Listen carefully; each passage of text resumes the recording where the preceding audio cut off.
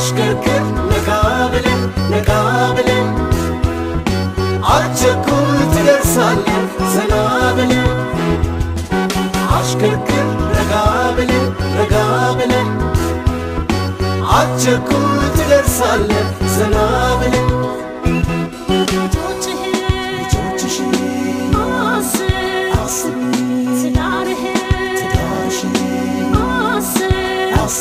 ክልላችን የትራፊክ አደጋ በርካታ የሰው ህይወት አደጋ የሚያደርስ ክፉ አደጋ ነገር ነው። ያን ለመከላከል ደግሞ ከኛ ህዝባችን ጋር በጋራ ይሄን ለመከላከል አስከፊነቱን በመተማመን ከህዝቡ ጋር ከሁሉ የዞን መዋቅር ጋር አብረ በጋራ ትራፊክ ጋር በርካታ ስራዎች በዚህ በአንደኛ ሩብ ዓመትም በሁለተኛ ሩብ አንድ ላይ ብዙ ስራ ሰርተናል። በተለይ ግንዛቤ በማስጨበጥ ደረጃ 3 ሚሊዮን 36540 እቅዳት አቅደን በእቅዱ መሰረት የሰራነው 2 ሚሊዮን 835623 በዚህ ላይ የትራፊክ አስከፊነት የሚገባው ጥንቃቄ ህዝቡ ከማድረግ አንፃር ይሄን ስራ መስራት ችለናል። አደጋ የከፋ አደጋ የሚታዩ ቦታዎች አሉ። እኛ መርጠን በክልላችን በጌዲዮ ዞን በወላይታ እንደገናም የአርባ ምንጭ እነዚህ ሩላ ላይ ከመንገድ ትራንስፖርት በጋራ በመቀናጀት አደጋውን ለመቀነስ ከፌደራል ጋር ደህንነቱ ጋር በመቀናጀት አደጋው እንዲቀነስ መንገዶች ላይ አደጋውን የሚከላከል አደጋ የሚያስከፍል እንደው ከመንገዶች አንፃር ነው።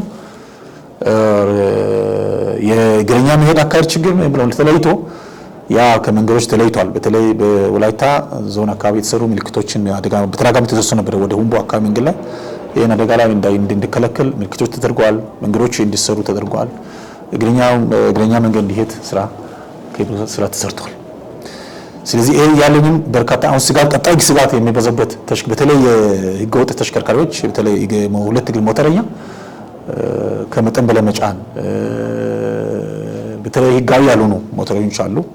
ወደ ህግ ለማድረግ ስራም ከመንግስት ጋር ከመንገድ ትራንስፖርት ስራ የተሰራ ነው የተገኘው ያለውና በዚህ አጋጣሚ በዚህ አመት ውስጥ በሁለተኛ ግማሽ አመት ማለት የደረሰ አደጋ ሞት ወደ 90 ሰው ሞቷል። በሞት የጠፋ 90 ሰው ነው። የከባድ አካል ጉዳት 88፣ ቀላል አካል ጉዳት 15 እና የንብረት ላይ 7 አደጋ ደርሷል ማለት ነው። እነዚህን እየተገመገመ አካባቢ ላይ ይሄን በዚህ ማለት ነው የሚሰራው ሞትን ለመቀነስ አደጋውን ለመቀነስ በእነዚህ በርካታ ቅድመ ጥቅሱ አካባቢዎች ላይ ቅድመ ጥቅሱ እነሱ አካባቢ ለመስራት አሁን ለምሳሌ ደቡብ አካባቢ አሪን ባስኬቶን ይዞ ትራፊክ እዛ በጋራ ታችኛው ተቀናጅቶ መስራት እንዲሰሩ የማድረግ ስራ እየተሰራ መገኘቱን ለመግለጽ ነው። አሽከርክር ረጋ ብለህ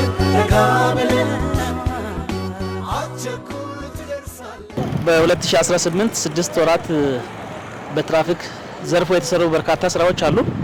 ከዚህ መካከል አንዱ የግንዛቤ የመስጠት ስራ ነው የተሰራው። ለግንዛቤ ተሰጥም ለህብረተሰቡ ግንዛቤ ተሰጥቷል። ለባለድርሻ አካላት ግንዛቤ ተሰጥቷል። ለነባር ሹፌሮች በዚህ መልክ የግንዛቤ ስራ ተሰጥቷል።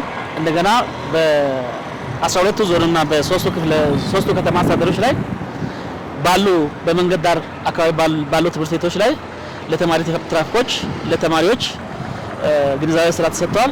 ከዚህም ባሻገር በሃይማኖት ተቋማት፣ ገበያ ቦታዎች፣ ህዝብ በተሰበሰቡ ቦታዎችና በእድሮች በአጋጣሚ በተሰበሰቡ ቦታዎች በሁሉም አካባቢ በዚህ መልክ ለህብረተሰቡ የትራፊክ አደጋ አስከፊነት የግንዛቤ ማስጨበጫ ስራ ተሰርቷል።